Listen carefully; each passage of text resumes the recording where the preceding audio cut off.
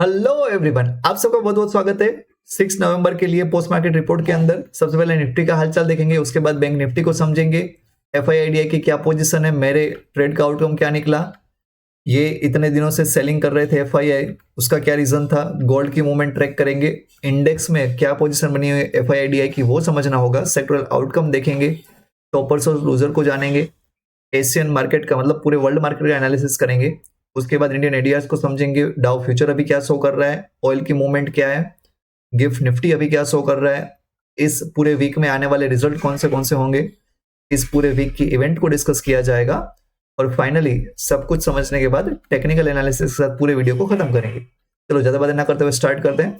सबसे पहले देखो निफ्टी, अच्छा पहली बार आए हो तो सब्सक्राइब कर लो, आते रहते हो तो लाइक कर दो। आई नो पहले ही गालियां पड़े, उससे पहले बता देता हूँ पिछले पूरे वीक में बहुत ही अनरेगुलर था, लेकिन एग्जाम का कुछ पंगा चल रहा था, कुछ फैमिली के इवेंट थे। I will try my best to be regular. Anyway, Nifty देखो हमारे पास बहुत बड़ा गैप अप खुला, पूरे दिन साइडवेज हल्का सा ऊपर गया, लेकिन ज्यादा से ज्यादा सेल ऑफ तो हुआ है। अब ये जिगजैग क्यों हुआ, इतना बड़ा गैप अप होने के बाद भी बाय में भी पैसा नहीं बना, सेल में भी पैसा नहीं बना। सेम वे में देखो बैंक निफ्टी बहुत बड़ा गैप अप खुलने के बाद डिप ले रहा था, लेकिन हर एक डिप पे बाइंग हो रही थी, हर एक डिप पे बाइंग हो रही थी। जाते जाते ब्रेकआउट देने की ट्राई की, ब्रेकआउट फेल हो गया और सेल ऑफ के साथ ही बंद हुआ है। ये तो आपको 300 पॉइंट देखने को मिलेगा, लेकिन एक्चुअल में क्या हुआ है देखो, 300 पे ओपन हुआ था, 300 पे क्लोज हुआ है, तो 50 एक पॉइंट के अंदर पूरे दिन झूमता रहा। मतलब प्रीमियम मीटिंग हुई है जम के। आप अगर ओवरनाइट कैरी करके गए थे तो आपने कमाया होगा, वरना आपने गवाया ही होगा। यस, इसका रीजन देखो, वॉल्यूम बहुत ही लो थे, ना तो डीआईआई ज्यादा बेचना चाहते थे और ना ही एफआईआई ज्यादा खरीदना चाहते थे। और ये कलर का कॉम्बिनेशन गलत है, हाँ ये ग्रीन होना चाहिए, रेड। मतलब एफआईआई ने बेचा हुआ है 12 करोड़ का, जबकि डीआईआई ने खरीद लिया है 402 करोड़ का। यस, मैंने अभी एक दो चेंजेस किए हुए हैं मेरे, ये मेरा कल का ट्रेड नहीं है, उसके भी पहले का ट्रेड है। मतलब जिस दिन निफ्टी की एक्सपायरी थी उस दिन मैं भी बहुत कम ट्रेड करना चाहता हूँ, क्योंकि ब्रोकरेज मेरा बहुत ज्यादा जनरेट हो रहा था। और इस वीक में तो लगता है कि ऑप्शन सेलिंग ही करूंगा, क्योंकि फ्राइडे को भी मेरा बना हुआ है पोजीशन, सिर्फ 5-6 हजार रुपया प्रॉफिट हुआ है। देखते हैं आगे क्या होता है। यस, जो समझने वाली बात है वो देखो, इतना सब कुछ होने के बाद, वर्ल्ड मार्केट पूरा ग्रीन होने के बाद हमारा मार्केट उतना नहीं भाग रहा है। मेन रीजन क्या है, हमने पहले भी 2-3 दिन पहले बात किया था कि जो फॉरवर्ड प्रीमियम है रूपी के, वो गिरते जा रहे हैं। मतलब क्या, आगे जाकर के इंडियन रूपी है वो और ज्यादा वीक होगा। फिलहाल ये कितने पे चल रहा है, 83.16 पे चल रहा है। चांसेस है कि ये 85 को भी क्रॉस कर जाए। तो ये डर के चलते एफआईआई बेचते जा रहे हैं कि कभी कभार 85-86 चला गया तो उनको तो लॉस ही होने वाला है। गोल्ड की मूवमेंट देखो, दिवाली आने वाली है तो गोल्ड रुकने का नाम नहीं ले रहा है। 58,000 पे टच करके पूरा अक्टूबर भागा ही भागा है, हो सकता है और थोड़ी देर के लिए ऊपर भी जाए। यस, यहां से आपको समझना होगा, देखो रिटेलर्स एक बात अच्छी कर रहे हैं कि ये चढ़ते हुए मार्केट में बियरिश पोजीशन नहीं बना रहे हैं। ये आप ध्यान से देखोगे तो हमारे पास पोजीशन अभी भी उनकी कितनी है, जबरदस्त, क्या बोलते हैं, कॉल साइड है। पूरा ही बियरिश होकर के देख रहे हैं मार्केट को। दिक्कत कहाँ पे है, आई थिंक ये डेटा शायद पुराना में देख लेता हूँ अपडेट, लेकिन अभी भी हमारे पास रिटेलर से बुलिश है। यस, एफआई देखो स्मार्टली खेल के गए हैं। इंडेक्स के अंदर उन्होंने 1,000 करोड़ का बाई किया हुआ है, जबकि ऑप्शंस के अंदर उन्होंने 6,000 करोड़ का सेल मारा हुआ है। उसमें भी बैंक निफ्टी को बहुत बड़ा मंदा देख रहे हैं। बैंक निफ्टी के अंदर जो ऑप्शन है वो उन्होंने 8,000 करोड़ के बेचे हुए हैं। तो हो सकता है ये चोपीनेस जैसा बनाए या फिर इसमें नेगेटिविटी हो, लेकिन ओवरऑल निफ्टी के अंदर तो हमारे पास बाइंग ही बाइंग देखने को मिल रही है। चलो, हाँ, जिसकी एक्सपायरी अभी मंडे और ट्यूसडे को होने वाली है, उन दोनों में पोजीशन देखो। मिड कैप निफ्टी है वो हमारे पास थोड़ा बियरिश होगा, जबकि फिर निफ्टी के अंदर बाइंग होने के चांस है। सेक्टर वाइज देखें तो 36 स्टॉक अप थे, 14 डाउन थे, विक्स अकेला डाउन था, जबकि बैंक, मेटल, रियलिटी, इन सब सेक्टर में जबरदस्त बाइंग थी। चलो टॉपर्स को देखो, अपोलो हॉस्पिटल्स, अदानी पोर्ट्स, दोनों भागे हुए हैं, 5%, 2.5%। रिजल्ट के चलते इंपैक्ट है, दूसरा कुछ नहीं है। बजाज फाइनेंस गिरा हुआ है, एसबीआई लाइफ भी गिरा हुआ है।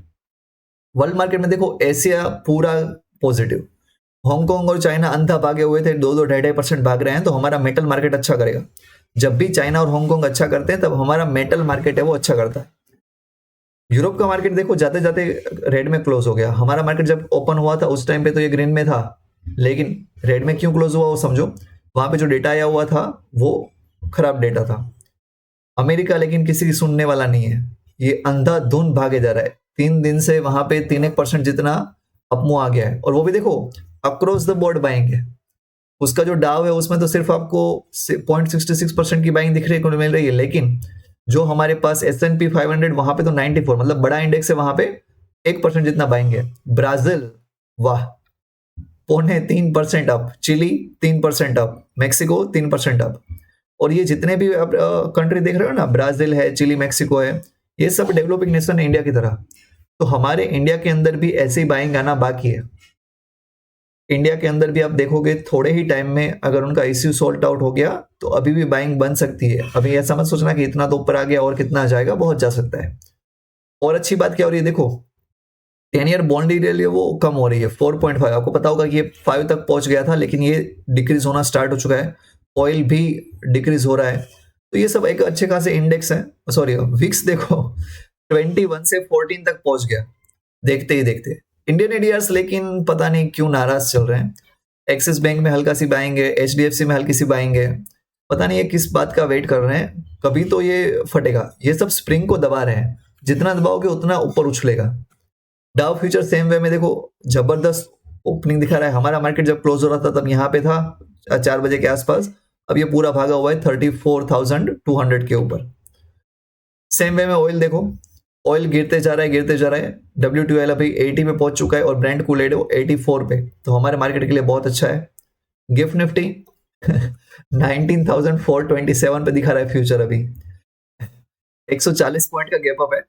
इतना खुलना तो नहीं चाहिए, मान लो कि खुल गया तो मैं बनने दूंगा जितनी ग्रीन कैंडल बने उतनी, फिर सब कुछ बेच बाच करके सेल मारेंगे, क्योंकि अभी भी FII की पोजीशन हमारे पास पूरी कवर नहीं हुई है। यस देखो, आने वाली वीक में हमारे पास बहुत सारे रिजल्ट होंगे, लेकिन फिलहाल हम आज ही की बात कर लेते हैं। आज SBI का रिजल्ट आने वाला है, बैंक ऑफ बड़ौदा का भी होगा और वेदांता का भी होगा। इन सबका रिजल्ट का एनालिसिस देख लेना, मैं वरना आपको मंडे को तो कवर कर ही लूंगा। सेम वे में अगर मंडे की बात करें, देखो संडे को कुछ खास नहीं है। मंडे की बात करें तो हमारे पास डेविस लैब और मैक्स हेल्थ केयर का रिजल्ट देखने लायक होगा। मंडे टू वेडनेसडे की कुछ इवेंट देखो, एक कनाडा से रिलेटेड हमारे पास PMI डेटा होगा, फिर चाइना और ऑस्ट्रेलिया के बैलेंस ऑफ ट्रेड और RBI के इंटरेस्ट रेट डिसीजन होंगे, और फाइनली वेडनेसडे को यूएस के फेड फिर से आने वाले हैं, पॉवेल साहब आकर के स्पीच देंगे। थर्सडे और फ्राइडे को तो लंबी लाइन लगी पड़ी है, ये कुछ डेटा है लेकिन वो हम आते हुए टाइम में डिस्कस करेंगे। Yes, India point of view से देखो तो फ्राइडे को एक इंपॉर्टेंट डेटा होने वाला है इंडस्ट्रियल प्रोडक्शन का और मैन्युफैक्चरिंग प्रोडक्शन का, बाकी कुछ उतना इंपॉर्टेंट है नहीं। देखो हम बता रहे थे कि W बनना चाहिए और W बनना स्टार्ट हो चुका है। देखो ये W कंफर्म हो रहा है, एक बार के लिए भी गैप अप खोलने वाला है तो ये होगा ही, लेकिन अभी यहां से अंधाधुंध बाय मत करना, एक बार के लिए फिर से नीचे आएगा। ये एक बार ग्रीन कैंडल बनेगी 300 के आसपास, फिर से आएगा, गैप फिल करेगा और फिर हम दे धनाधन बाइंग के लिए बैठेंगे। बैंक निफ्टी में अभी देर लगेगी और यहाँ पे FII की पोजीशन भी थोड़ी नेगेटिव है, तो एक बार के लिए शार्प रिएक्शन दिखा सकता है। यस, मिड कैप निफ्टी जिसकी एक्सपायरी मंडे को ही है, देखो 8,900 पे कॉल और पुट भर भर के राइट है, और out of the money call भी जबरदस्त राइट किया हुआ है। ये जिस साइड भी निकला ना उसी साइड निकलता जाएगा। मतलब 12 बजे के बाद देखना, अगर नीचे आ रहा है तो नीचे बैठ जाना, ऊपर जा रहा है तो ऊपर देखना। यहाँ पे देखो कहीं पे प्रॉफिट बुकिंग नहीं हुआ है, दोनों साइड कॉल पुट भर भर के राइट हुए हैं, कॉल राइटिंग थोड़ी ज्यादा है। निफ्टी का खेल देखो, क्लियर कट दिख रहा है कि कॉल राइटिंग बहुत ज्यादा है, 8.25 करोड़ जितनी कॉल राइटिंग है, और पुट राइटिंग सिर्फ आपके पास 6.5 करोड़ जितनी। अब हो क्या रहा है देखो, हमारा मार्केट क्लोज हुआ वो 19,200 पे था, लेकिन अभी जो खुलेगा वो 300 प्लस पे ही खुलने वाला है यहाँ पे। तो ये जो 300 वाला कॉल राइटर वो एक बार तो धक्का मारने की ट्राई करेगा। अगर ये धक्का ज्यादा लग गया और स्मार्ट मनी की सेलिंग होगी तो मार्केट दे देना नीचे आएगा।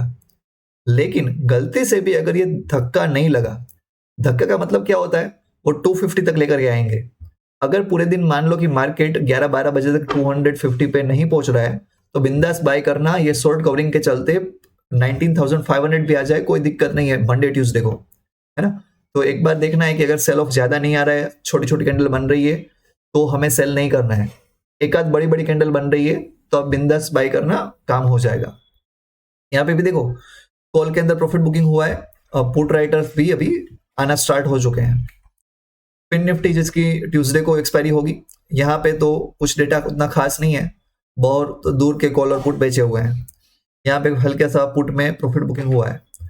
बैंक निफ्टी का डेटा भी अभी बनने देते हैं, कुछ ज्यादा टेंशन लेने की बात नहीं है, ये बहुत दूर दूर के कॉल और पुट को राइट करके बैठे हुए हैं। Fine, that's all in this video. Please like and subscribe. Thanks a lot.